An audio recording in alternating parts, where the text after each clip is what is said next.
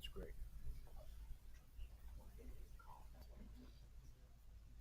Is there a phone in here? We got calls. I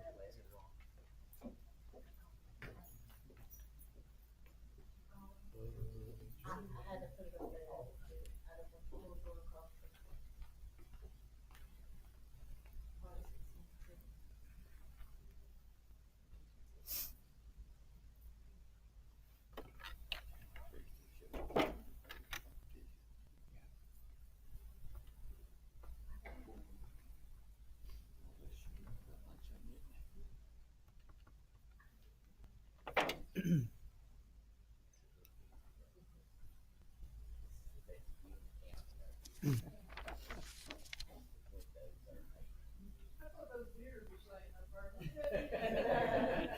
Hey, Doug, this is Keith Stewart. Are you able to do the board meeting? Okay. All right. I'm gonna put you on speaker.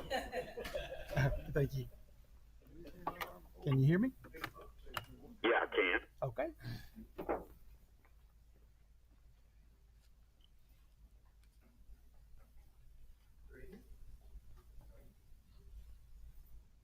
Allegiance to the flag of the United States of America and to the republic for which it stands, one nation, under God, indivisible, with liberty and justice for all. We have one little message before we finish for Miss Hall. I would like to wish you a happy birthday.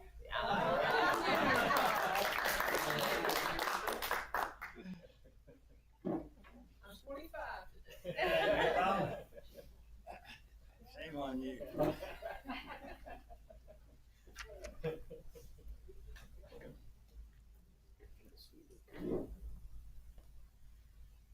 Okay. Local School Improvement Council, Mr. Henry. Thank you, Mr. What's Steele. on the road? It is a great pleasure to be here today, but any day you get to visit Huff is a treat. The moment you walk in the door, you automatically feel the love and the passion of this school. Today is no different than any other day you walk in here. There's always something to greet students and families, whether it be the people or the amazing work that's gone into decorations. And today we saw pictures of some of your veterans from the community. Always a pleasure to be here, and it's a pleasure to introduce Mr. Endicott, Mr. Justin Endicott, principal of Huff Consolidated, for today's LSIC presentation. Thank you so much. So I'm going to get us started today, and then I'm going to turn it over to these wonderful people, and we're going to share how we are working here at Huff to continue growing and serve our students to the best of our capacity. So just starting off, here are a few of our members for our LSIC committee. It's really important to note that everything we do here at Huff Consolidated, it seems like just everybody is on board.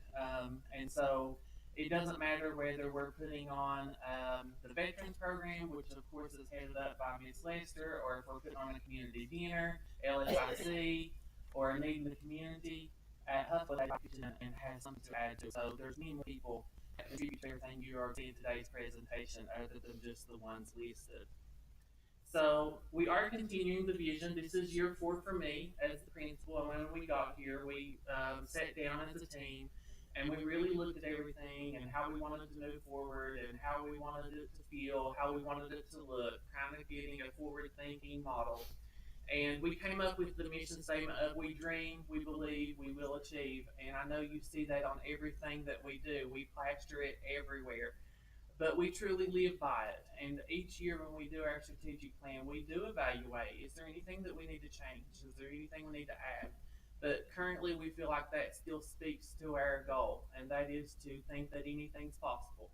And if we believe it, we will achieve it. And so we are continuing that vision and we're continuing to grow. So we kept that with everything, and we also kept our core values. We feel like that encompasses everything that we want to do here. And the 3 approach, the first one being mastery of knowledge and skills, the next one being character, and the other one being work. The reason that we really like this 3-pronged approach is it's not just for students, it's for staff as well. We too are daily growing in our mastery of knowledge and skills. We're daily growing in character, and we're always striving to produce high quality work.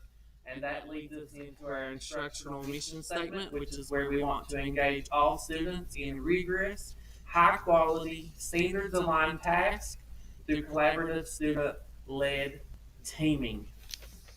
As I mentioned to you last year, we came up with what we call Raider traits. And these work in the areas of respect, compassion, trustworthiness, perseverance, reflection, cooperation.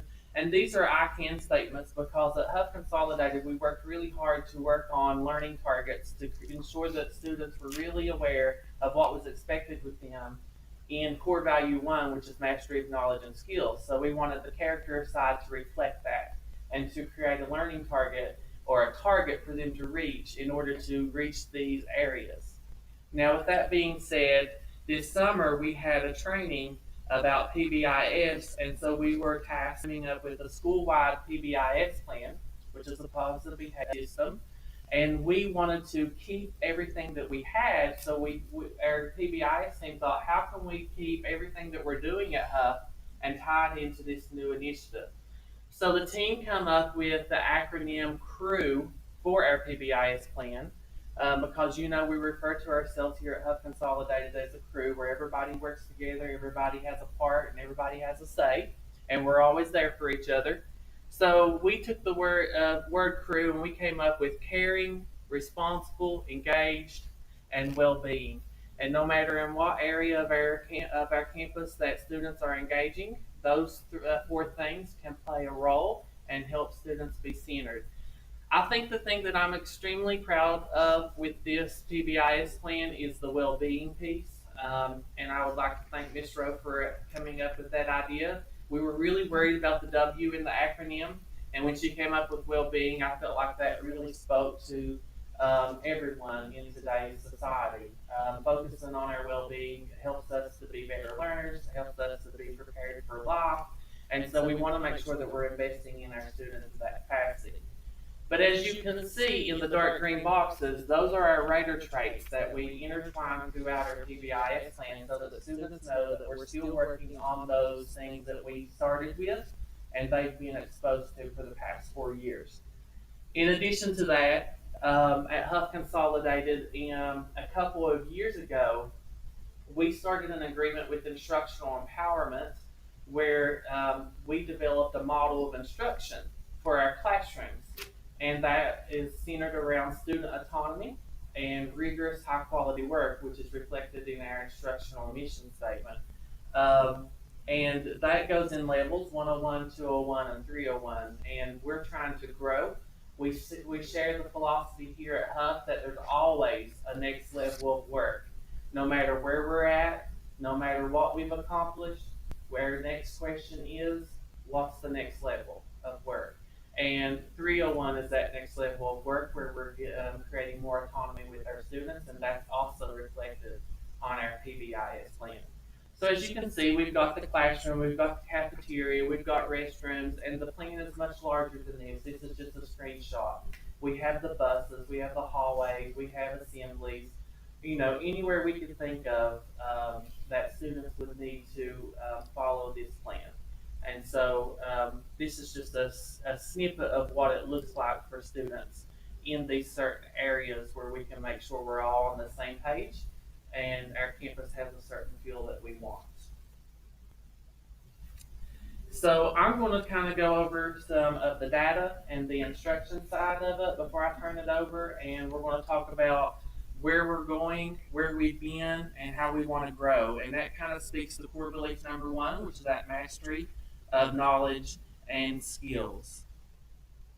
So when we're talking about data and instruction, we really want to talk about our scorecard from the State Department. We're extremely proud.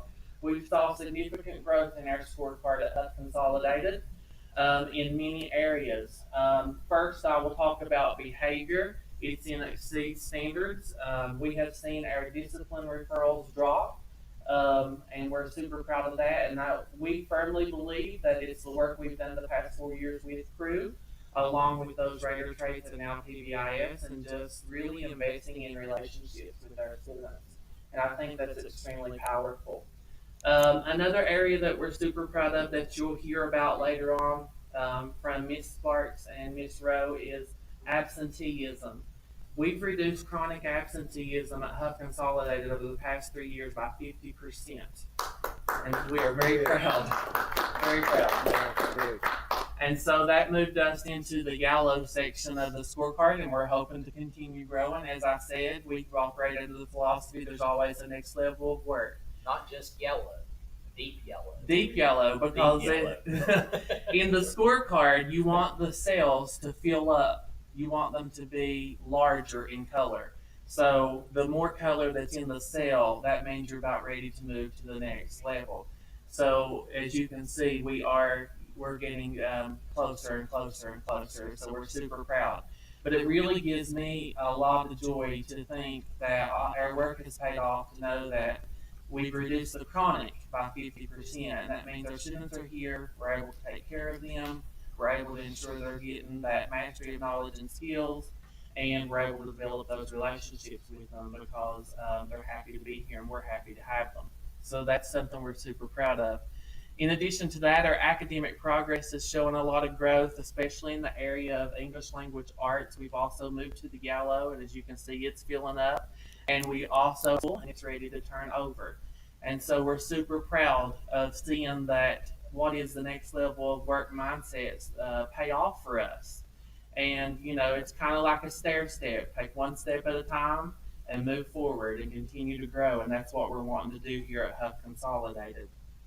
So some of the things that I wanted to share with you that kind of reflects our positive trends on our scorecard is some things that we're seeing every year. We want to take a granular approach to our data. We want to look at all aspects of data. We want to look at discipline referrals. We want to look at informal data, such as conversations we have with stakeholders and parents and students. We want to look at absenteeism. We want to look at GSA. We want to look at in the moment data, which we refer to as short cycle data, and that's what we're seeing the here and now. We want to make sure that we're moving from what we call lagging data, which is data that's over and we can't really do anything about, we reflect on, but what's the now tell us? And so I'm going to go over a few highlights that shows that we are on positive for this year also. At the beginning of the year when we took our benchmarks and we shared some of this with the district team for our data dive, we had very low numbers of students who were behind and in the red, and that's something we're extremely proud of. As you can see, in kindergarten through second, only 12% were in the red for phonological awareness, and only 29% in the red for phonics for K through 3. And what that tells us is we're moving the needle because we want students to be curious. We want students to, and we all know that. And you know, with the new third grade success act from the legislator, we have what we call AIM, and we put students in AIM based on a threshold given to us, and we had 0 students for ELA in kindergarten that needed to be in the AIM process for the third grade success act. We're super proud of that, and only 2 for ELA in first grade. So what that tells us is us taking this granular approach to our instruction, the work that we've done with the model of instruction is working and it's paying off. We saw our first graders come in with 85% of them on track and ready for first grade, and 5% were above grade level. And 65% in second grade, and third grade we had 87% meet or above grade level on our high frequency words, which speaks to that phonics that we're really working on. So we're super proud of that. We're seeing positive trends in math also in our K-3 subgroups. We moved from, in math, you know, you have number and operations, you have algebraic thinking, you have geometry, you have measurement data. We really wanted to make sure that we were hitting all of those areas and not just leaving in one. And that had to be a close look at us as a campus on our pacing. And with the help of curriculum maps, guidance from the State Department with Math for Life, we were able to ensure that we were meeting those thresholds. And our data is showing that because, as you can see, we're looking at the areas outside of the number and operations, such as measurement data, geometry, algebra, and algebraic thinking. And we're seeing very low numbers of students who are needing intervention and support. So that means that our students are getting on track where we want them to be. And we have low numbers in AIM there also, which we'll hear more about. And that's something that we're super proud of, because we do want our students to have everything they need to be successful in every aspect of their life, not just curriculum, but their well-being also. We really worked a couple of years ago to really work to become a text-rich campus. We wanted our library to be thriving. We now have a approved volunteer that gives up 3 to 4 days of her time to ensure books are in the hands of students. We worked in our classrooms to make sure that we were teaching the sciences and the social studies, and we were doing so with a text-rich environment. And text is not just words on a page, it's charts, it's graphs, it could be movie clips, it could be data, and we wanted our students to really be able to engage in complex text. And our school growth for 2025 shows really high numbers of students who are at that mark to show mastery in areas of literature, informational, text, and you can see 3rd through 8th grade all have that. And overall as a school, 50% of our students were partial mastery or above at the beginning of the year this year. We're extremely proud of that because we know that literacy is the foundation for everything, including math. And to know that our students have that number, we are where we need to be, and we will continue to grow and continue to operate under what is the next level work for us here at Huff. What do we do now? It kind of reminds me back of Principal Wayman, so what, now what? And that's how we try to operate. The same thing with their upper grades, their middle school with math. And when I spoke to you about making sure our pacing was correct, was on target with our curriculum maps provided to us from the curriculum department at the county, we really took a deep approach to that. And you can see how we kind of mapped out our months. And we took each standard and we looked at that pacing guide, and we wanted to know, in October, where should we be? We all know that life happens. We all know that a snowstorm may come. Anything can cause us to be off a little bit, but being aware of our pacing is extremely important to us here at Huff Consolidated. But what really opened our eyes to this was the ability to have short cycle data collections where we are students on small chunks of ourselves. Are they achieving this standard? Do they represent mastery? And if not, what can we do? What's the next level of work? And we're super proud of that. And that was reflected in our GSA data, and specifically more so in how we're reducing the amount of students that were not mastery, the amount of students that were behind. That has drastically decreased and over the past 4 years. And even this year, we saw a continual small growth in those students who does not meet standards. So we reduced that by another 4% this year, and another 2% in math, which is reflected on our scorecard growth, and we're super excited about that. So at this time, I'm going to turn it over to Miss Becky Lester, and she's going to talk to you a little bit about core belief number 1, which is mastery of knowledge and skills, and core belief number 2, high quality work, in our work with PLCs. Miss Becky?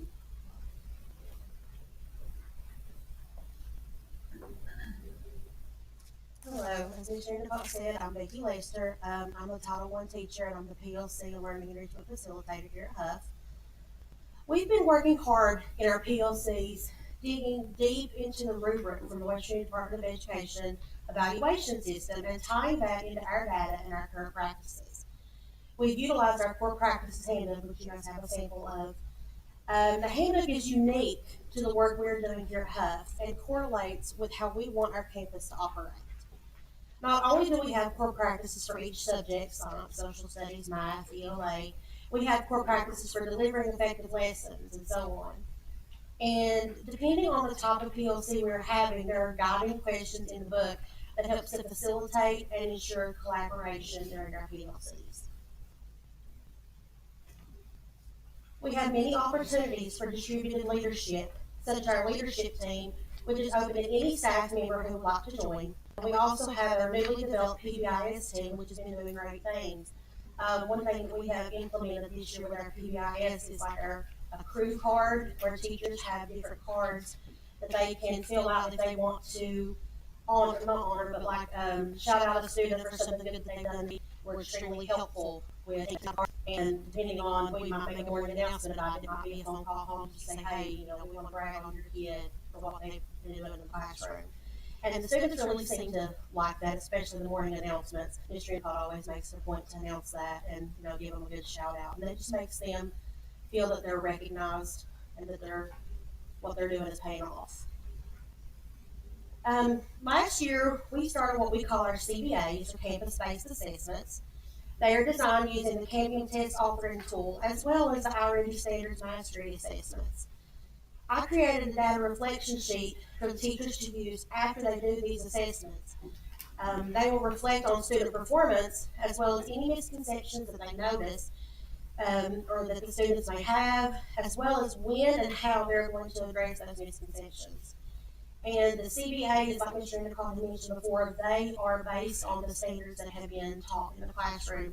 It might be an 8 to 10 question little assessment to say, okay, we worked on standard M.3.5. Let's see, how are you doing on that standard? And I really like the standards mastery assessment. It's very similar to the DSA as well. So it's a really good tool to be able to utilize. Teachers track the data using our data wall, which you'll see in a moment, and students track it using their data trackers in their binders. As you can see, this is an example of what our data wall looks like as the year progresses. As Mr. Endicott mentioned, another thing we have done at HUB is to take the curriculum map provided by the county, and we plan our months in advance, ensuring that we are reaching the critical domains and assessing the standards we are teaching, allowing for timely interventions. Each teacher worked to create a calendar for their class. I've heard positive feedback from teachers about this. They said it helps them to stay on track and know where they're going. Again, as Mr. Endicott mentioned, we had 0 students qualify for AIM in reading. We had 2 in ELA for first grade and 3 for math. And this can be attributed to a strong foundation from last year's pre-K and kindergarten instruction. Board members, before she moves on there, I want to emphasize how big that is right there. That's a huge piece of data that is setting foundation for those students later in later grades. Having 0 students in that AIM process is a good example of some hard work happening at those early ed levels to get that type of information and that type of data. That's huge. We also have developed an intervention plan at HUF using various teachers as well as our instructional aides. We obtained our data from iReady as well as a phonics survey that we administer to the students. This helps us to focus on specific student needs. We progress monitor students and move them in and out of groups based on student need. And we just finished up a progress monitoring with them maybe a week ago, and we saw significant growth in our intervention, and we're getting ready to move our groups around, switch kids out, start a new skill, because we saw tremendous growth. If you don't care for me interjecting, one of the things that we are doing with this intervention plan, it's not grade specific, it's skill specific, especially in the area of phonics. So when we tested our students at HUB Consolidated, we tested them based on phonics skills. We looked at long vowels, we looked at art control, we looked at digraphs, we looked at everything. And then from that, we took all students in 1st through 3rd grade at this time, and we will be adding kindergarten in as the year moves along. And we just looked and saw who needs what. And so this intervention group, while it is small, like 6 to 8 students per group, you may have multiple grade levels in that because they're getting exactly what they need. One of the things I wanted to point out here, if Ms. Lester doesn't care, we wanted to really make sure we had enrichment at the same time. And she's kind of taking an advanced fluency group every day for those students that were kind of showing us that they were above grade level and exposing them to complex texts centered around topics that they may be interested will turn it over to our CIS facilitator, Ms. Kendra Sparks.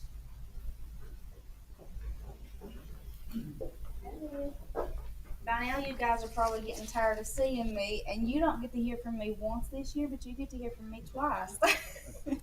So, because I'm here and at Baileysville now, and I just want to say that I was super nervous about coming to Huff. I was used to my grounds over there, but I'm a firm believer that God has our footsteps ordered. Everything happens for a reason, and that was part of His plan.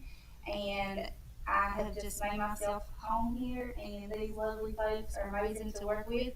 And it is one of the most welcoming environments that I have ever been in, and I can honestly say that. And I love it here. And the fun fact is, I started here about 8 years ago with Mr. Quitter Lester. I did my student teaching 4 months in her room. She was hardcore on me. Like, very, very hardcore. It's so funny because she sent me a message about a year and a half ago and apologized and said, I expected more out of you than a 24-year apologize. How about now? I was covered in mouth blisters from the stress. So I'm just going to cover on attendance for a second. Today, 90% of the time there's something going on. Miss Rowe and I do a lot of parent contacts. She reaches out in email a lot often. I reach out in Messenger, or I will call. I've also done some home visits this year here and at Baileysville. But we do an amazing job working together. She is phenomenal to work with. She stays on top of everything. I can never say nothing. Her and Justin both. It's a teamwork effort here.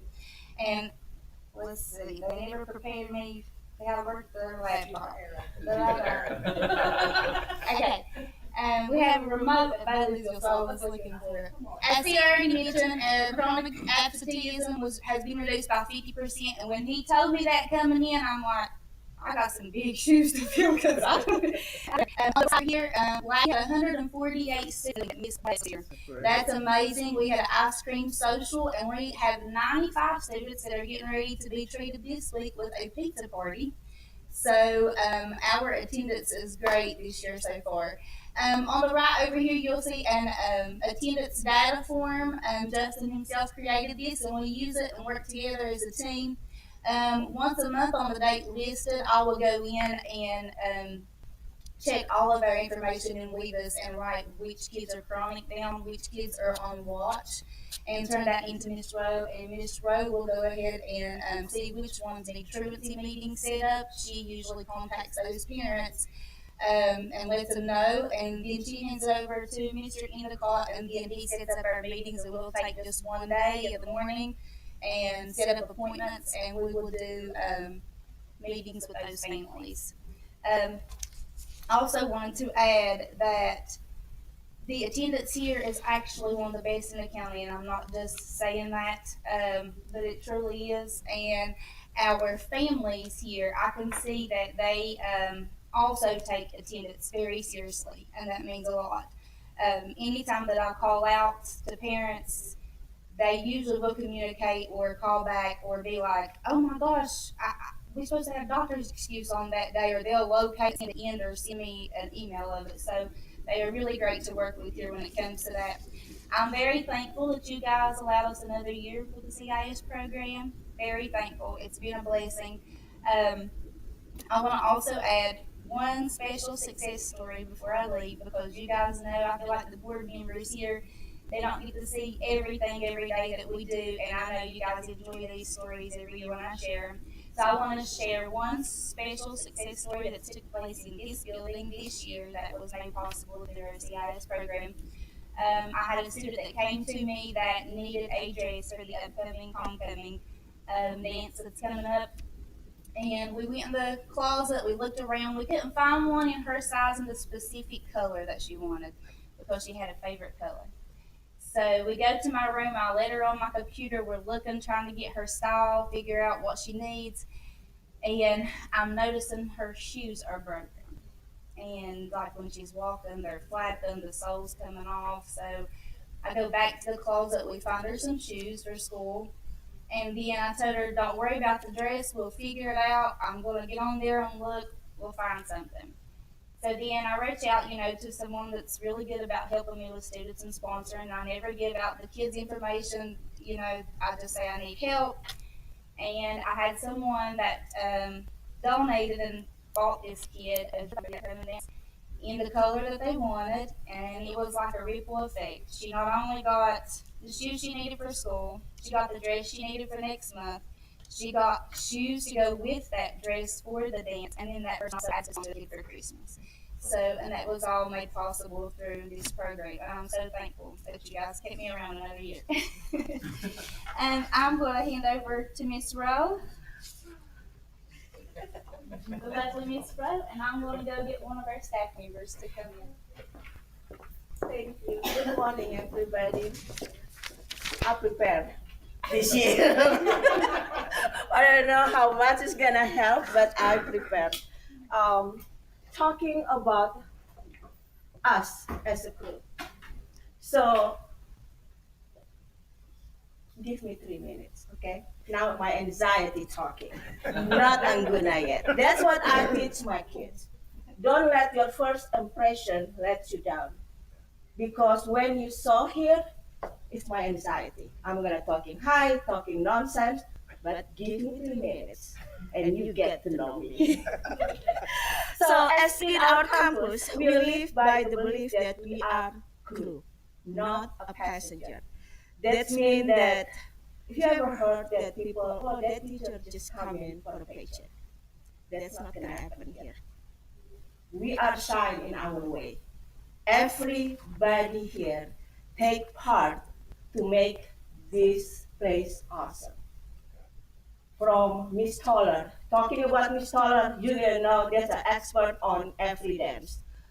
Going to Miss Kindergarten, that's an expert on Veterans Day. We going to Miss another Miss Toller, that's a poetry night. We're talking about Miss Betsy, that's gonna be better expert.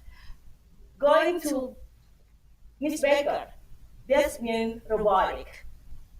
Nothing, everybody shine your own on their own way. So 2 days ago, I asked Miss Becky and Mr. Endicott, what do you guys want me to talk about? Here, today is a special day. They said, talk about you. What is your perspective about crew? It made me lose sleeping at night.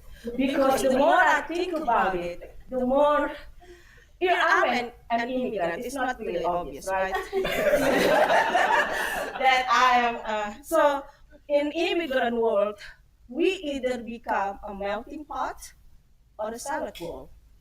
Well, that's the first time I become a melting pot is last night because I changed my hair color. Thank you for the compliment. But here at Huff, we are a salad bowl. I want to, okay, look at that. We are a character here. Everybody bring their own character. Kids live by example, right? The way we interact with each other. So if we fake our get along, kids gonna feel it. But we love each other. That cannot be hide. That cannot be fake. When we see each other, it's just like, Sometimes Mr. Endicott even, I really need to make that TikTok and get our $1 million in our pocket. So I can take my kids to go to Washington again. Because it is, everybody here is just like, we can just, in a meeting, look at each other and just like, we need to stay away from each other. Or we just need to remember of something else. So the happiness, the environment is just like, I said, what? The kids is no longer, the first time I come in here, it's just like coming to the office. And right now, it's just like, what you guys doing? It's showing.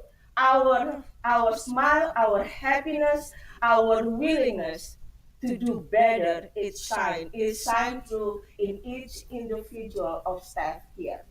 So no, we're not coming here for paycheck. We come in here to make a difference. Next, let me, okay.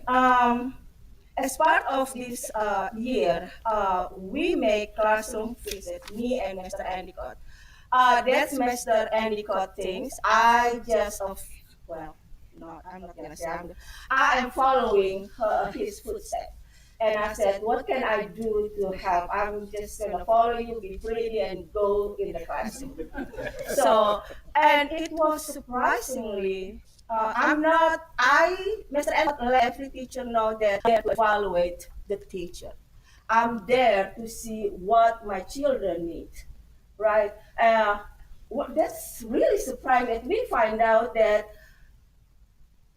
it makes a difference if I have a highlighter, Miss Ro. 1 minute. I'm going to grab highlighter for you, make it happen. Go to Miss Rife. Miss Rife have her own way to track the assignment. She make a list, every children responsible to make their own list, what you learned today, what is the specific lesson that need to be done, what is your homework. There is a list that every child responsible to fill it up. That's when I come there, where is your list? Oh, I lost it, make a copy. So we see the problem and we help them to fix the problem on the spot. So going to the classroom, it's also connect me more in the basic level with the children. Okay, next, Anguna. Okay, also, I am struggle for the last few years because my lessons not giving a grade. So they're not really enthusiastic. When I'm asking kids, I'm giving a grade. Why need to be done if Miss Rose lesson, for Miss Rose lesson, because I'm not giving grade. So I come up, I read from Benjamin Franklin, tell me and I forget, teach me and I remember, inform me and I learn. So this year, I make them teach. So during this Red Ribbon Weeks, we lost the momentum because things happen. I was surprised the kids coming to me when we give the time to teach Red Ribbon Weeks poster that we made. I said, honey, Red Ribbon Weeks is 2 weeks ago. And that's teach me a lesson. Don't let the momentum stop to get the job done. That's what I learned from them. So last 2 days, we go to the class, they take their poster and they teach about Red Ribbon Weeks through pre-K to 6th grade. So now I let them, every time I go to the classroom, I think when you guys visit, we did that too, right? Yeah, that's what, now Miss Rowe class, it's awesome and cool. I think that's it. I'm not even hit this, so thank you so much. Good job. So I'm going to tell a funny story on this road before she sits down. So we came on our visit. It was amazing. Our Central visit here to us. But Mr. Stewart had gone into Miss Rowe's class and she was working on some of those posters. And he left. And then a little while after I had gone in and she said, I told Mr. Stewart not to send anyone else back into my class. So then we were 2 minutes later, after I'd gone, we don't really have a plan. We just go in and see your thing. Then in comes Leanne. Then in comes someone else, and someone else. And I thought Miss Rose's face was priceless. And she was doing a wonderful job.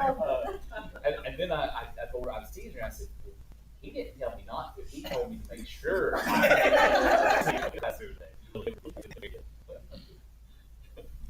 Well, first of all, most of you know who I am, Jaquetta Lester. I teach kindergarten here at Huff Consolidated.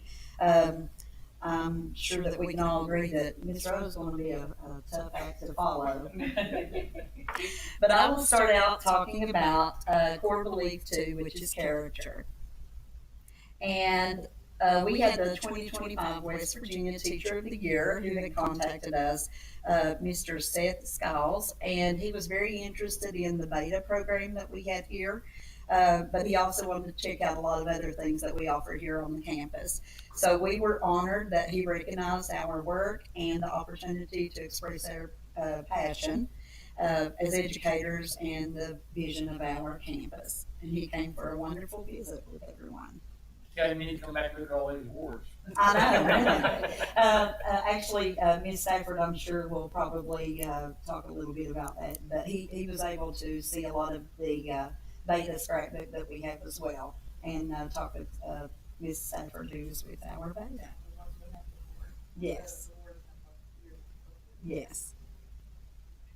Honoring the Purple Star Award, as I'm sure most of you are already aware, our school received that Purple Star Award 2 years ago. This is our third year, which we will be reapplying again. That's a 3-year award, and that award is awarded for demonstrating a strong commitment to supporting students and families that are connected to the military.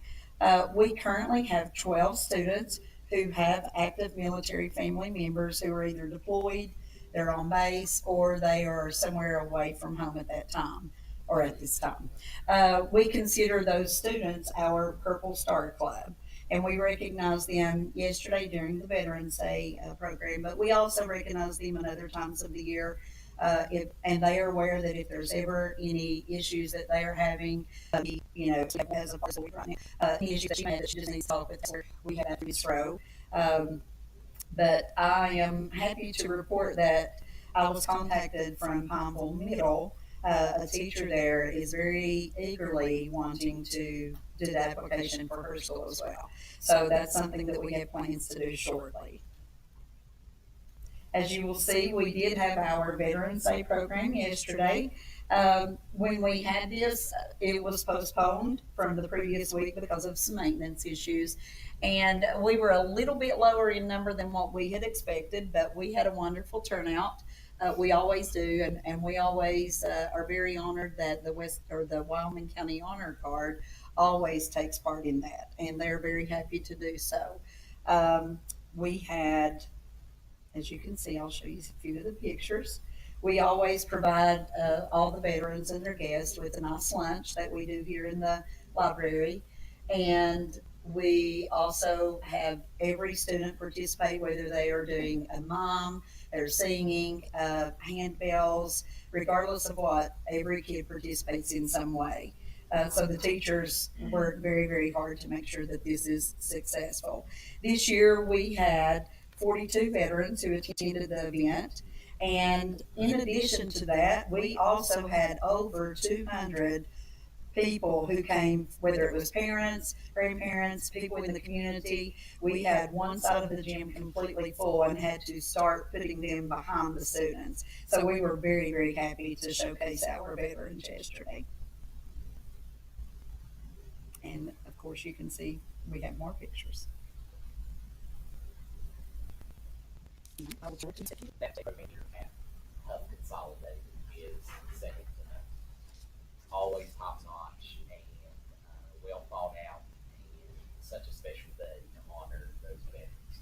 But I want to add another thing about Ms. Lester. If you need your cup filled with some joy and happiness, stop by her classroom sometime and have those students, those kindergarten students, read to you with either their witchy fingers or whatever other holiday is going on, and your cup will overflow of joy of hearing those kindergarten students beginning to learn to read. And it's just a joyful time. So if my cup is empty that day, that's the place I want to get filled right there is in that classroom. Crew is not only something we do within our building, we also have a connection to our stakeholders. So through working with our community partners, donations, and fundraising, we continue to better our campus and brand it to create a sense of pride. We recently installed our new gym mats, which along with the scoreboard showcase our Raider pride. Each year we host a huge back to school celebration to set the tone for our new school year. This is a wonderful opportunity to invite our stakeholders in, as well as community and parents, to allow time to give back to the community as well. Our crew is always ready to serve our community. I want to mention Mr. Lester for a moment. When school was ending in the spring, she messaged the staff and asked if we would be willing to take turns filling the blessing box over the summer to ensure that our students and community had access to resources that they needed. We took turns each week, as well as members from the community, and as you can see, some of our students, to make sure that the box was filled weekly. We always want to make sure to take care of the community that gives back to us and take care of us. Again, Ms. Lester, she works away for us to honor our fire department and our first responders and give back to them, and along with their connection to our students and helping us teach fire safety, as well as developing relationships with the students. And as you can see on the left, students brought in for the fire department as things that they could use, like stuffed animals and a house fire that might be used to comfort the child. So I want to honor Mr. Quill, thank Mr. Quill for that. She's always good about connecting us with the community. Our community is always showing us love in return. I'm sorry, I lost my place. We are honored that they are always willing to partner with us, and we couldn't be more thankful. One of our volunteers, Anna Lester, graciously ensures that all students at Huff get to experience the joy of trick-or-treating. This is just another example of how we serve crew members and work together to create a shared experience. I need to know who Macho Man and Hulk Hogan are. That's some of our favorites. Yes, that was my favorite one, by the way. Being a Title I school, parent involvement and engagement is crucial. Here you will see some of the activities we have done involving parents. Kindergarten hosted Sundays with Someone Special, and grades pre-K through 2nd had pumpkin decorating activities for families and students. Kindergarten also planned to come in and observe during the morning routine, like Haggerty, secret stories. This will help parents learn specific ways they can help their child at home, as well as emphasize the importance of attendance. And the last thing I would like to talk about is our upcoming community Christmas dinner. It's being hosted by our Beta Club and our National Junior Honor Society, as well as several staff members. With so many struggling at the moment, we want to make sure to give back to the community that so graciously helps us when we need it. I'll turn it back over to Mr. Trey Lester.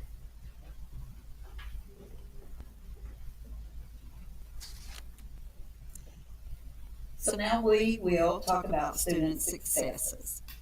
Core belief 1, mastery of knowledge and skills. Core belief 3, high quality work. And as a crew, we celebrate success here at this school.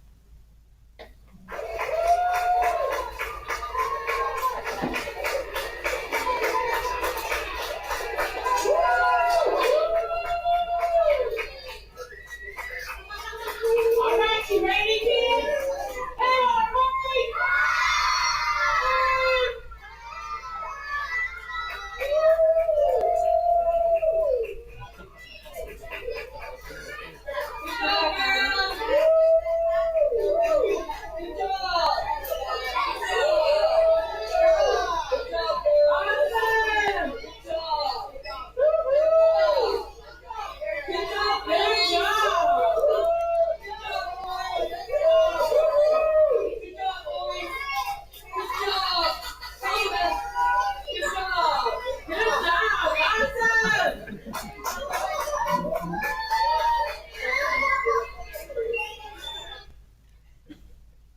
And that was our parade, just happened to be around Halloween, of course, as you can see that. That was the 3rd through 5th grade girls basketball team who ended their season with the county win. And we at Huff think there's nothing better than a good old parade, so that's what we do. To cheer. Yes. And the 3-5 girls. Yes. Cheerleaders. Yes. Yeah. On this one, we showcased a few different things.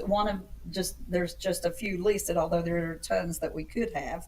The 3rd through 5th grade cheerleaders who were the Class B cheer competition winners.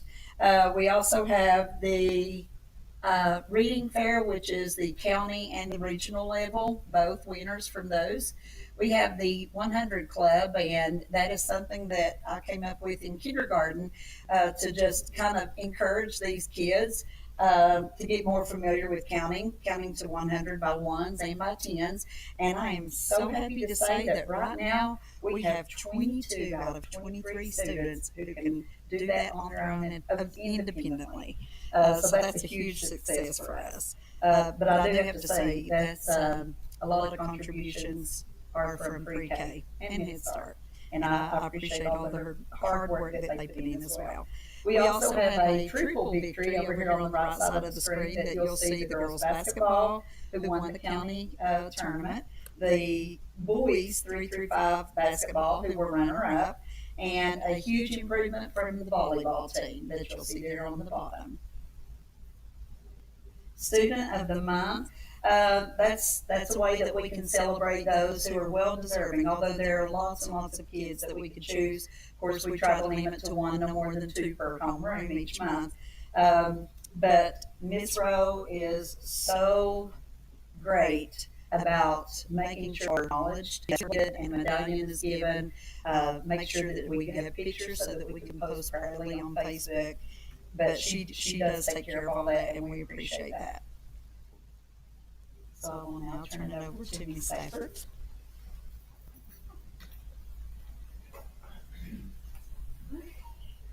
So, I guess I'm here to talk to you about beta, and you've kind of already seen a lot of what we did at the competition level at the state convention.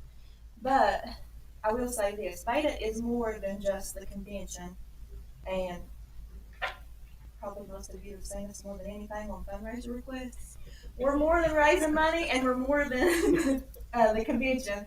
We are about service, and it is teaching kids how to serve their community, to serve the people around them. That's what Beta's foundational principle is. But through Beta, we are able to give kids experiences that they normally wouldn't have. And last summer, we got to travel to the national convention in Orlando, Florida, and we were able to take the kids that participated to universities. And in doing so, we took 32 kids to nationals, and they competed in 16 different categories down there. We didn't really come back. We come back with one top 5, yeah, in robotics, elementary robotics. But to me, I mean, these are great, but what they get to experience being out there is even better. And I always try to come back with a win. And we had 2 families that went with us that otherwise would have never seen outside of the state, probably not even outside of Wyoming County. So because of our fundraiser requests and all the fundraising we do, we were able to take those kids and let them experience Florida. At the state level this year, we competed in 43 different categories. 28 students traveled to Charleston, and we came out with 18 wins and 3 golden tickets. And what a golden ticket is when they do performing arts.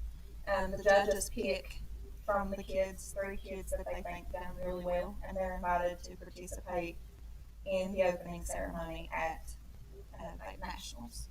But these are just a few of the kids, and the middle picture there is our performing arts group. And then the little boy in the left-hand corner up there, he won champion in anime, hand-drawn anime. He did a really good job. And then Kaysen, who you all met earlier, he won in poetry. And when he came out from getting his plaque, he brought it over to Miss Jessica Toller, who does a whole poetry unit in 5th grade. And he was like, "Look, this is because of you." And so he was super excited. But look at the joy on his face. Yes. Raising that above his head. That's just amazing. And with it, I get to participate now on more than just the elementary and junior level, because my kids are high school level. I've also done the senior level, and they're just as excited. They're just as excited. It's truly a blessing, because it gives kids that don't really play sports an opportunity to shine. The little girl in the middle, that's Miss Skylar Klein, she got best of show for the horse. That's a sculpture made out of wires. And then Adeline got, I think, second in the recycle ward, and that's her recycle ward. And then this little girl, she just joined this year. The big thing in the back here, that's recycle ward, and it's made out of pop bottle lids. She is very backwards, a very shy little girl who doesn't really like to join in on a whole lot. And when I told her she could do something like that, she was like, "Yeah, yeah, I'll do that." And she did take an academic test. So, and I will turn it back over to Mr. Nicole. So as we wrap up, looking towards the future, we will, as I mentioned at the beginning of our presentation, we always ask ourselves, what's the next level of work and how can we grow from here and how can we continue to serve our students? And before I go any further, I want to echo what everyone has said here. I'm just blown away each and every day that I show up to work by every single staff member here, no matter what position they hold, whether it be teacher, an instructional aide, cook, custodian, secretary, counselor, outside agency, bus drivers. It's always the attitude of what do we need to do and how can we get it done. And I believe that they're truly living that mission statement. And I'm so thankful for each and every one of them. Nothing that we do here would be possible without the input of every single person. And I wish we could just bring everybody in here and say this is how everything happens here at Up Consolidated, because it is by far a community effort, and it's not just the people that work here, it's the whole community. We never call on the community and say this is what we're going to do at Beta, or this is what we're going to do for a Christmas dinner for the community, where they're like, how can I help? You know, whether it be trunk or treat or giving out 20 Thanksgiving dinners to families in need. Here's some turkeys, here's whatever we need. And I'm just super thankful for the entire community of Up and Consolidated for helping that our campus continues to grow. So that being said, we want to continue to increase opportunities for students, whether it be through Beta, whether it be through a brand new club or a brand new opportunity. We want all students to be able to represent what works for them, whether they are a sculptor, whether they are a carpenter, whether they are an academic, whether they are sports. We want to have an opportunity. And so we're looking to always increase opportunities for students in every capacity. We want to continue to show growth in every aspect. We never want the aspect or the idea that we've arrived and there's nothing else to do. There's always a next level of work. We always want to grow that student. Even once they achieve mastery, how can we enrich them? And we want to continue to build our culture, continue to serve our community, give back to our community, and give back to our students in every way possible. And we thank you all so much. Amen. I'd like to say, folks say, give me my road while I'm living. Arnold Harris is going on. He was the great administrator in our school system, but he wouldn't give up on a new school down here for Help Consolidate. And when myself, I was on board with it, I never thought they would fund it. I would give up, keep pushing and pushing and pushing. And finally here it is. And a great school building. A great bunch of people working in it. And we thank you and appreciate it. Thank you. And it's the most beautiful surroundings. We love it. Mr. Governor, can I say a few words? Go right ahead, sir. Mr. Endicott, we just want to commend you for creating an atmosphere to allow your awesome people to shine. You know, Ms. Rose spoke about everybody has an expertise, and that wouldn't happen without leadership of creating an environment to allow people to add that expertise. And when you bring in those different kinds of talents from staff, that only offers opportunities for kids to showcase and spotlight those talents that they have. I don't know how you narrow down what you're going to talk to us about, because you have so many good things going on here as a school and as a staff and as a community. But it's always a welcoming environment to come in to your school. It's because of your people that are sitting right here. It's because of your kids. It's because of you. And we see that, but more importantly, we feel that when we walk into the room. I wish you could have been a fly on the wall when we came down and did our central office visit to classrooms and had an opportunity to come in here and speak about all the amazing things that we saw going on in your building that day. Because what you were talking about today, we got to see in the classroom, and it was so genuine. And you could see happy teachers, you could see happy students, and that culminates into a great potion to be able to allow you to showcase some amazing things that are going on in your school. And we commend you for that. We commend you ladies, and the rest of the staff for that as well. Huff is a place that you want to walk in. Huff is a place that you want to stop by and visit a classroom. Huff is a place that you want to come to a community event because people are welcome. And we can say that. We can say all are welcome here, but if people don't feel that, it's much different.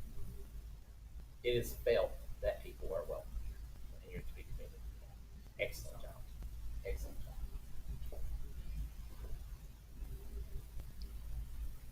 Okay, I think what we need to do right now is take about a 10-minute break and let these guys get back to work.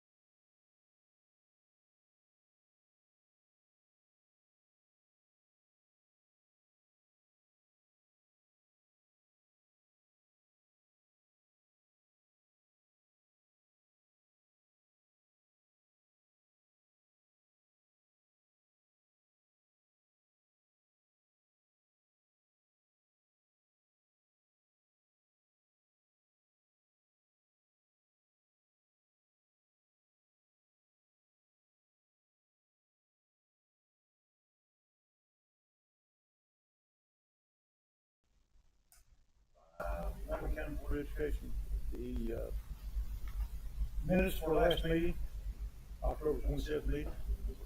Mr. Henry? Board members, under consent agenda, we have several, busy little consent agenda, today. Item A under consent agenda is minutes, Board of Education meetings, October 27th and November the 3rd. That runs pages 5 through 31. Item B, extracurricular, special fundraising and bus requests, pages 32 through 62D, with 62A through 62D being new. Also, under payment of invoices, we have pages 63 through 107. All of these items have either been vetted for myself, Ms. Mitchell, or Mr. Stewart.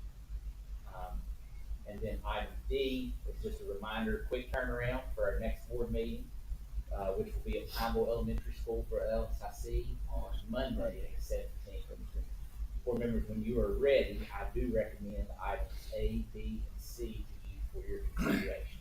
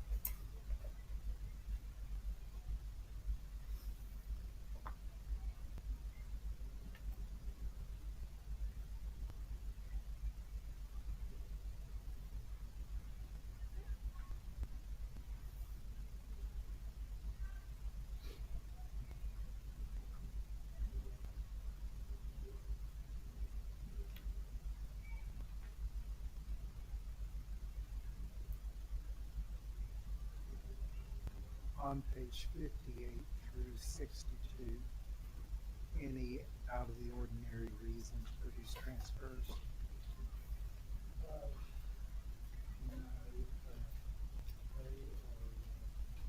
Mostly.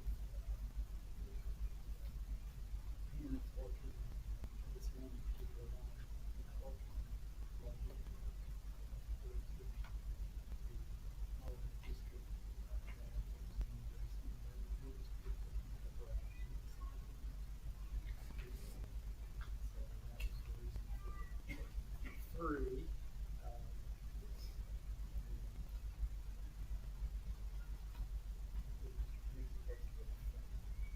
Is on 61, page 61, met with that family in my office, and that young lady needs a little change of for a couple different things, but some things that she needs to sort of change the environment. Some things that she's dealing with top of the hill over the courthouse and so forth.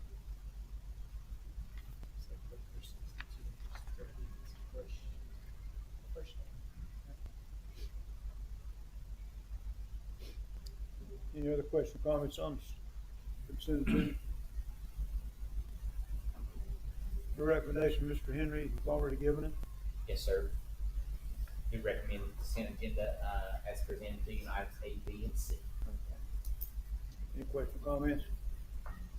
All those in favor, signify by saying aye. You get most. Aye. Make a motion to accept. Okay, there it is. Second.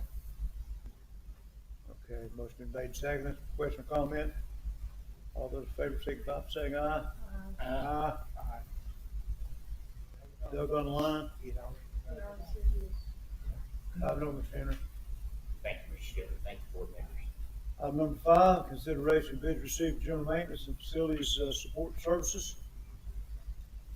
Mr. Stiltner, if you wouldn't mind, I would defer to Dr. Lyons and ask him to come to the podium there and present some information on items 5 and 6. 5 and 6. We could vote on them separately. That'd be great. You'll be there for both of Okay. these items. good morning. We are once again talking about a contract. So, which one is first here? The general maintenance and facility support services. This is a contract that Mr. Henry and I had discussed. Many of these things are items that are extra things that we have been getting done on school grounds throughout the county. It's a little bit, it's one of those things where we're covered up doing things with the maintenance department, but especially when school comes in, we may need some repairs on something or some tree trimming or something that needs to be done immediately. And we've already been getting these services done by a number of different people. And so we had discussed and thought about putting it out as a contract so that we are, we know exactly who we would be able to get for certain things that need to be done. So there are four main things that we have here. This would be basically some tree trimming and grounds work that may need to be done, landscaping that might need to be on some different schools. Possible decking and structural repairs. We've run into a couple of situations dealing with that on a couple of, especially press box steps, maybe something like that. Playground installation and repairs to some playground equipment that may, swings break here and there that we need to get fixed. And then just small scale improvement projects on general facilities maintenance. Small things that we might be doing, such as, put down some extra pea gravel or something on the playgrounds, So we had one bidder on this particular contract, and it turns out to be, this was for TNS Lawn Care. And basically what we have here is, on the second page of this, we talked about the contract term and being able to be needed on an as-needed basis. This is not something that is going to be a monthly fee. It is only going to be whenever we have a situation that we need to use them. And TNS Lawn Care gave us a price of $25 per hour for whatever the need is for what they need to get done. And I thought that was very fitting for this particular contract. So like I said, it was the only submission we had for this particular contract. Board members, both of these items are also in, as we talked about some of the other contracts we brought to bid, this is to help us get in compliance with policy 8200. We're utilizing some of these companies to help us do some of these things throughout the county. But trying to project what we've done in the past and needed done in the past for this future year. And Dr. Lyons and I talked about this bid that you supported, allow us to put out. This company's been very good to us in helping us with certain tasks and needing. As Dr. Lyons said, that they are as needed. And that was important for us to put in both of these. Because there might be a long period of time when you don't need any of those services done. But at the beginning of the year, you want to make sure that things are ready, show ready for our kids to come back to school. And you never know when a storm's going to come through and knock out a tree and so forth. So having that bid out each year is going to be important for us to stay in compliance with policy. So I do recommend TNS Lawn Care to you for your consideration for general maintenance and facility support services that we receive from the bid. Would this require a bid each year, or is this renewable for a certain time? Same as all the other contracts we do, it's written for a 1-year time period, and then upon a mutual agreement between the board and the company, we can renew it for 2 additional times after that, and then have to put it back out to bid after a 3-year period. Similar to our brush cutting and mowing. So That's good. Yeah.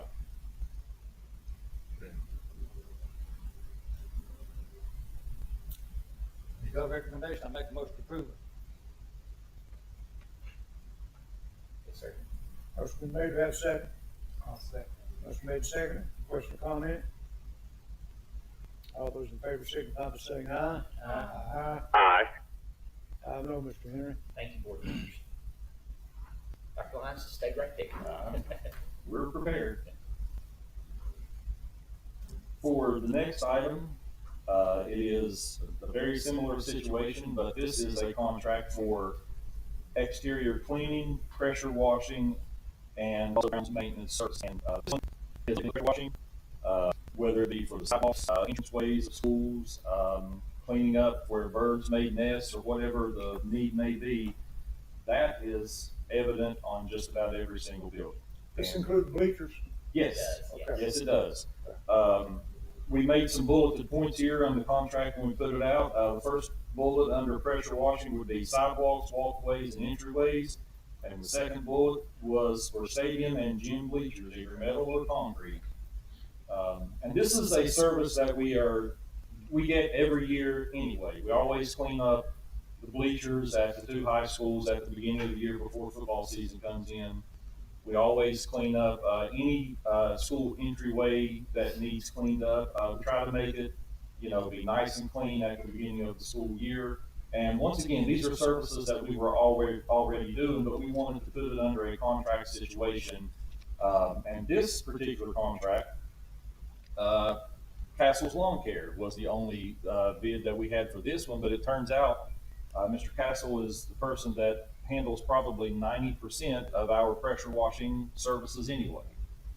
And when we had the pre-bid meetings on these, he and T&S Lawn Care kind of made a mutual gentleman's agreement. They didn't bid against each other, but they agreed the same as in the past that they would help each other out on either of these contracts. If one can't get to it, the other one is willing to help out, which is great communication and great work ethic amongst the guys that we have working for us on these jobs. So, Mr. Castle, for Castle Lawn Care put forward the exact same price of $25 an hour for whatever services we need on this. It also includes building exteriors, whether it be brick, siding, or masonry surfaces, parking lots if we need that clean. Dr. Lyons said it's $20 per hour.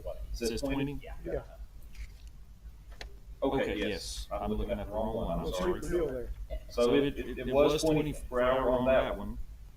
And he also, it's, blowing the dried leaves off of the parking lots, for whatever we may need done as far as the general look and upkeep and well-meaning and upkeep of the school grounds itself, that this contract will cover that. Board members, I would ask that you approve recommendation of Castle Lawn Care for pressure washing and ground maintenance services at the rate of $20 per hour as needed. Recommendation been made. Motion. Second. Motion made, second. Question or comment? All those in favor signify by saying aye. Aye. Aye. Aye. No, Mr. Henry. Thank you, board members. Thank you, Dr. Lyons. Okay. Item number 7, consideration bid to receive cafeteria and kitchen plans and services repair bid. Mr. Stiltner, I would defer to Ms. Rhonda Thomas, Director of Nutrition and Wellness Programs here in Miami County. And the information she'll talk to you about will be on page 111. Good morning. We received a bid, and of course, in compliance with federal policy and guidelines, we put this bid out for our parts, services, and repairs of cafeteria and kitchens. This would not replace any of our work done by our maintenance. It is repeatedly in this contract that lets them know that it is on an as-need basis. Of course, except for the parts, because we don't produce those here in Wyoming County. We would be purchasing those from this company. We had one bidder, and the company is Statewide Services. They bid $100 an hour rate. They will respond within 12 to 24 hours, which is absolutely fantastic, because if we have a freezer down, we don't want to lose $10,000 worth of food if we can get somebody in there and get it fixed. They are staff certified. All of their staff is certified in all areas, from refrigeration to surface units, tilt skillets, ovens, warming cabinets, steamers, dishwashers. And I'm not sure is exactly correct. They say that they are 15 miles from our Board of Education, but I think they meant 15 miles from the closest school in Mullins, because they are located in Beckley. This is a larger corporation. Their corporate headquarters are in Nitro, and they have 3 other locations, one of which is in Beckley. They also, the cost of our parts, we will be receiving a 20% off the manufacturer's list price for all parts that we purchase from them, which is, I think, a very good deal. Have we worked with this company before? We have. Board members, this is another example of just making sure we're in compliance with policy 8200. These are some services that exceeded that $25,000 threshold for us in years past, and we're trying to make sure that we stay compliant there. The thing I like about these services is Thomas was, very diligent about making sure that our maintenance crew looks at things first. If it's something that can't be fixed by them or addressed by them immediately, then we would utilize these services as needed. And we were pleasantly surprised that we received a bid on this proposal out there. So I do recommend statewide service to the board for consideration as Ms. Thomas presented. Okay, recommendation been made. Do we have a motion? Motion been made. Second. Question or comment? All those in favor signify by saying aye. Aye. No, Mr. Henry. Thank you, board members. Great job, Ms. Thomas. Thank you. Thank you. Okay. Item number 8 is superintendent's updates. Thank you, board members. Mr. Stewart, any update at this time? Yeah, just wanted to share with you, Mr. Dillon sent a handout that I shared with you that has a lot of our enrichment dates and some things. He shares this with principals normally at the principals meeting, and so we wanted to share that with you all so that you can see the enrichment dates. And I do think there is a different date on the county social studies fair, so I don't have a copy of that for myself right now, but I feel like I may have told you a date the last time that has changed since. So if you'll just look at that and make sure you match that with your calendars on that county social studies fair, that would be good.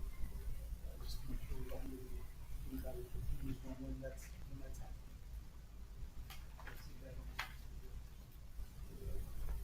Suppose you didn't turn it back.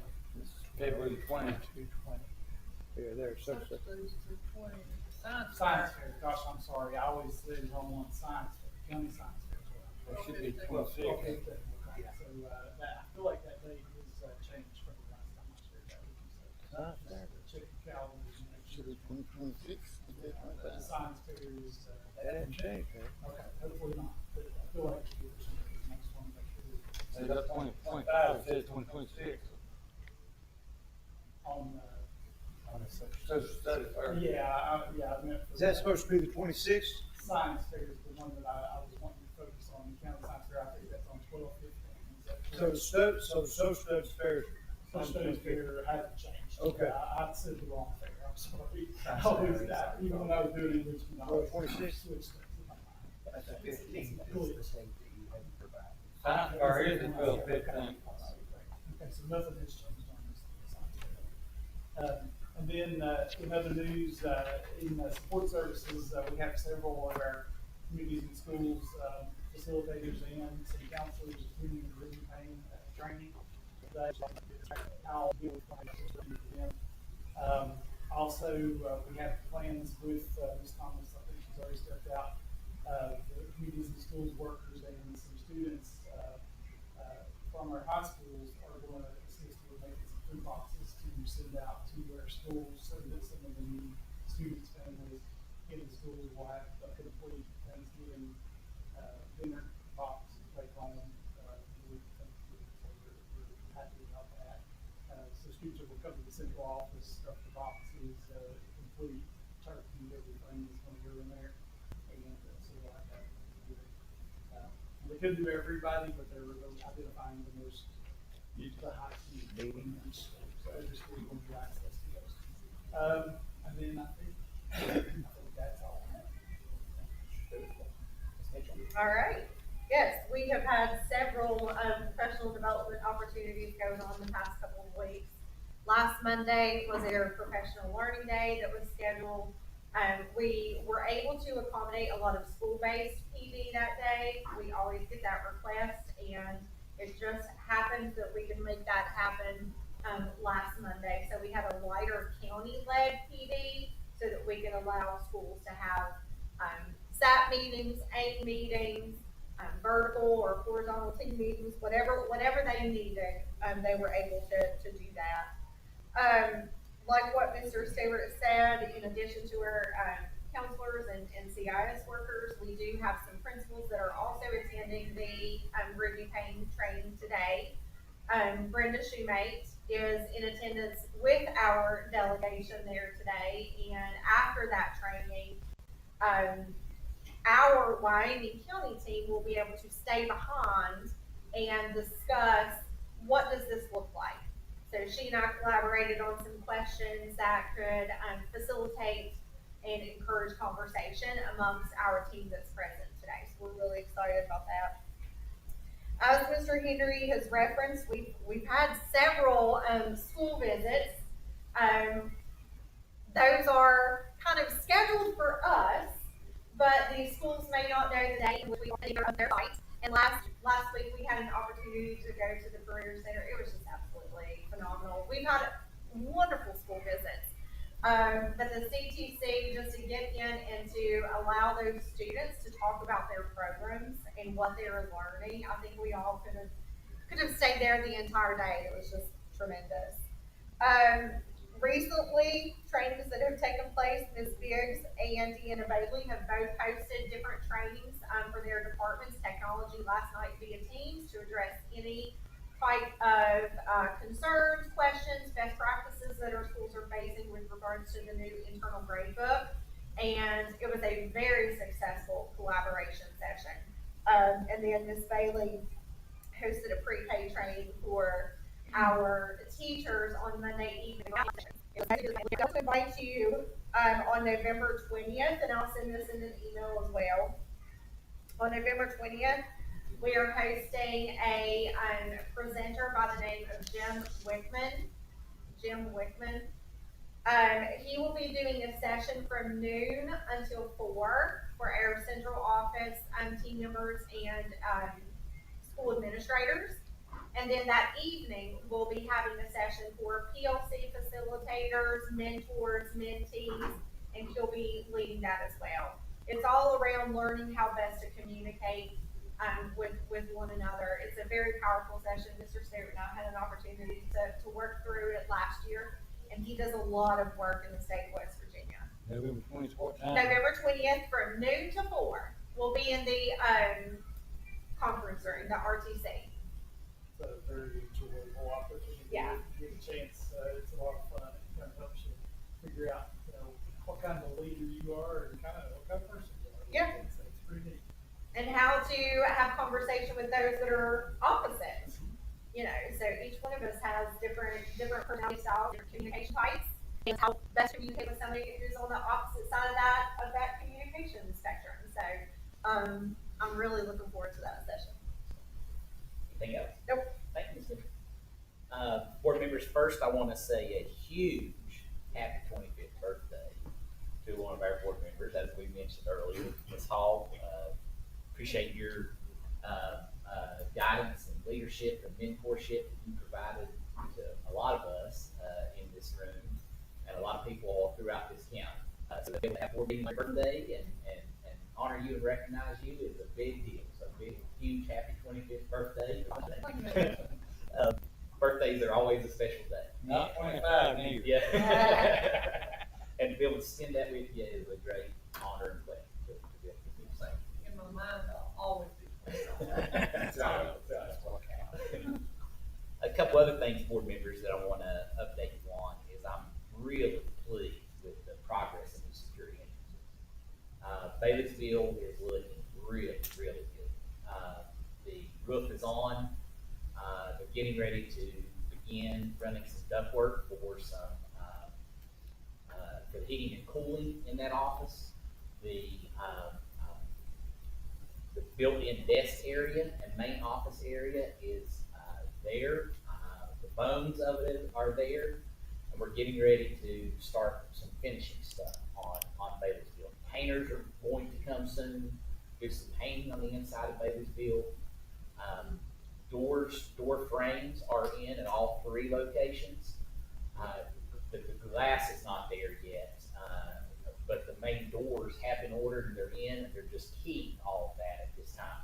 As you know, we use Falcon locks on all of our lock systems throughout Wyoming County. So working with the manufacturer to make sure that they're on that. And we've done those will be I have a progress meeting on the 18th for all the security entrances, and I think we'll see a great deal of stuff done by that day. Ceiling people have been in at Pine Middle and Oceana Middle to do the drop ceiling in those areas. The grid is in. They're not going to put the tiles in until they're done with work because of dust and so forth, but it's getting really, really, really close. At Oceana Middle, those stairs and handrails are now fully functional. They're utilizing those stairs to load and unload students from the buses. That was a big deal for us to get that done before cold weather hit, and we've been able to do that. Pineville Middle, as I was saying, the doors are in, but they've now been sent to the lock manufacturer to put all those cores and things in. So once that is done, they'll be pretty close to completion on those as well. So I'm looking forward to the 18th and getting a date, a for sure date that they're projecting that we'll have those done. But I'm really pleased with the progress. I passed around earlier this bullet board. Any security entrance that McKinley works on now that doesn't have blocks, and they put this on the initial front of that. So I passed that around to you, and that's pretty fascinating to see and feel that. And that comes in a 4x8 sheet. It's about 250 pounds to put up. So you got to have a little bit of muscle to put that. Let's stop full metal jackets. What's that? Let's stop full metal jacket bullets. Yes. I don't know, Mr. Pritchard. We should give that a test out in the woods piece of this possibly at some point. My son's company that he works for installs that, and he brought a piece of it home. It will stop full metal jacket. Just the initial feel of it, and so I mean it's great. It's pretty amazing.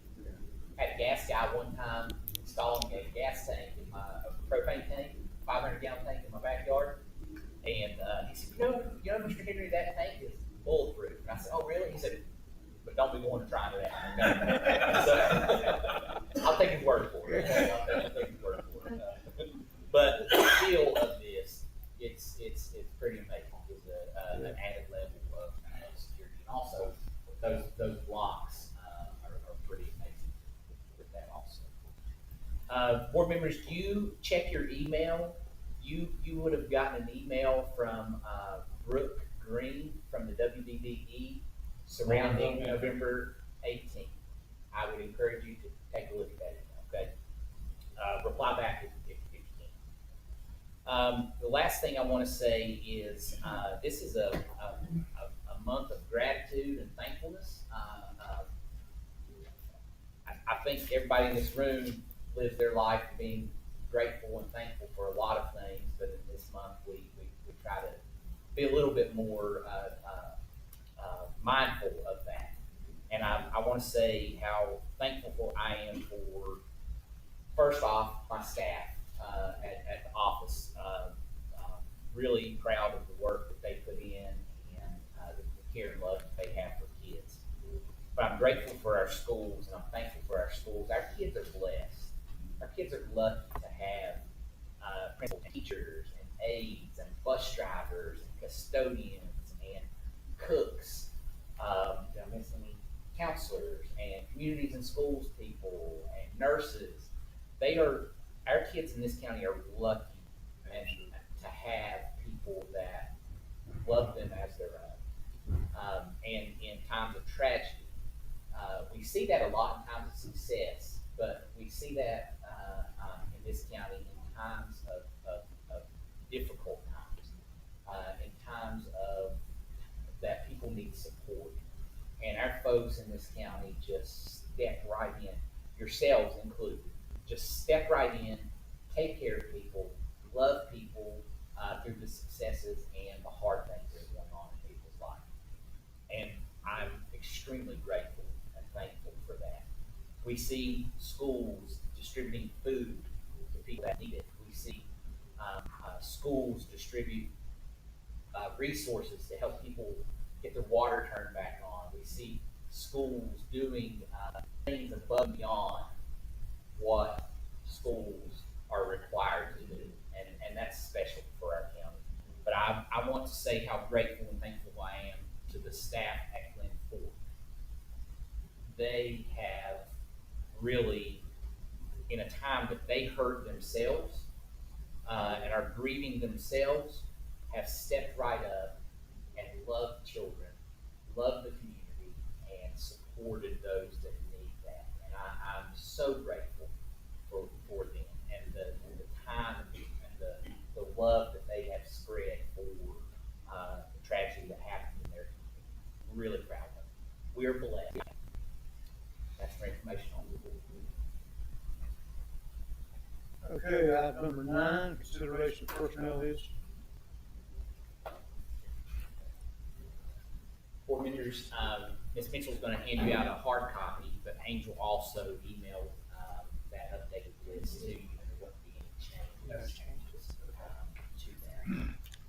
You didn't get from the draft yet? It is not. Okay. I would also let you know that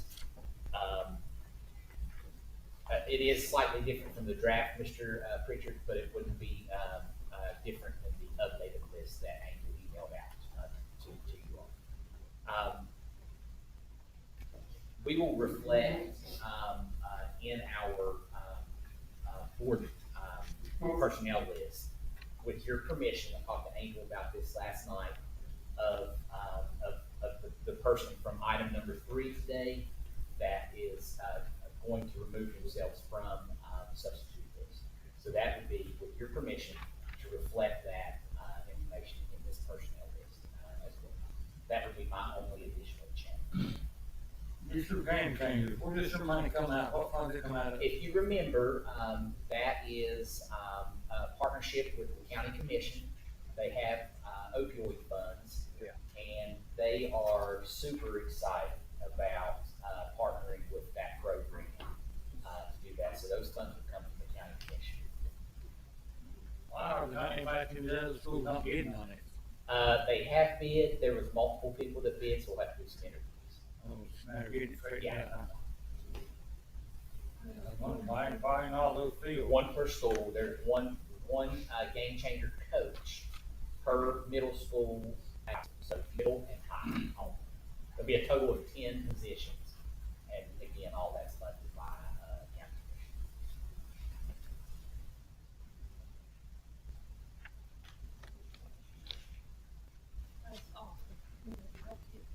I told the county commission that even if it only changed the cycle and the trajectory for one child, it's money well spent. Right. As I used to tell, and I'm sure you did the same thing, Ms. Hall, I would tell kids all the time, you have the opportunity to change generations of people with your life choices that you make. Generations of people with the opportunity from your choices to change.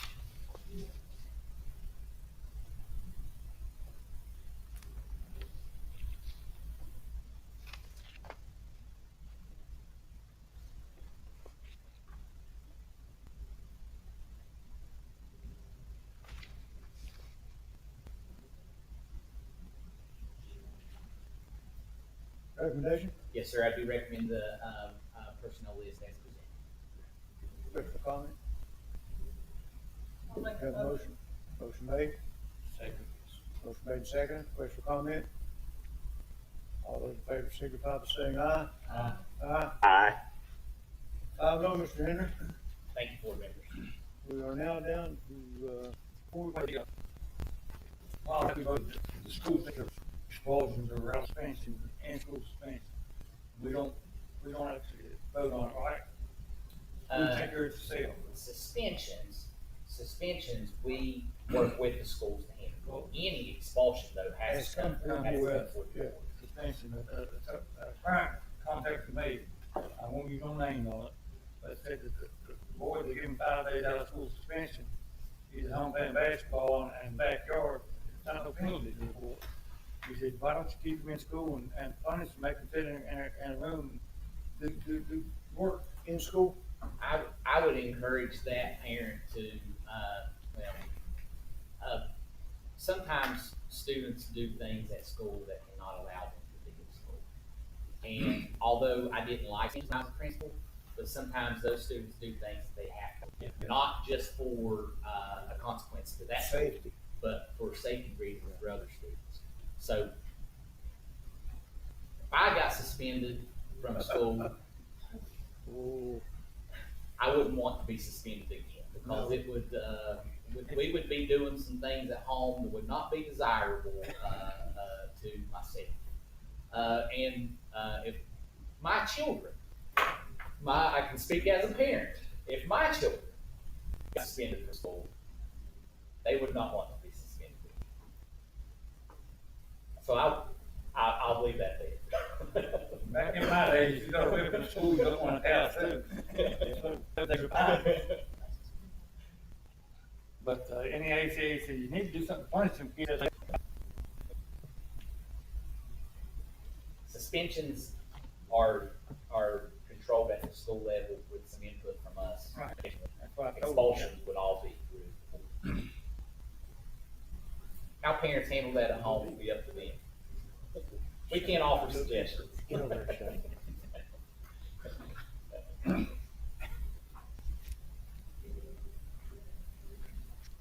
Deanne, what are you doing with that fella following you there? With the wife is 60. Huh? Good man, oh, good man. Is that right? That's all that. Hang on. You're up to your left. I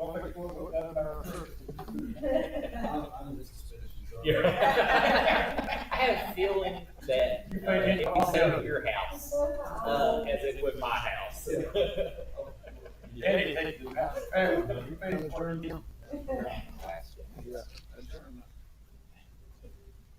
Okay, any other questions or comments? Anything else put on the agenda for next week? If not, I'll entertain a motion for adjournment. So moved. Motion made, I'll second. second, question or comment? All those in favor, signify by saying aye. Aye. Aye. 5-0, Mr. Henry. Get my stick here.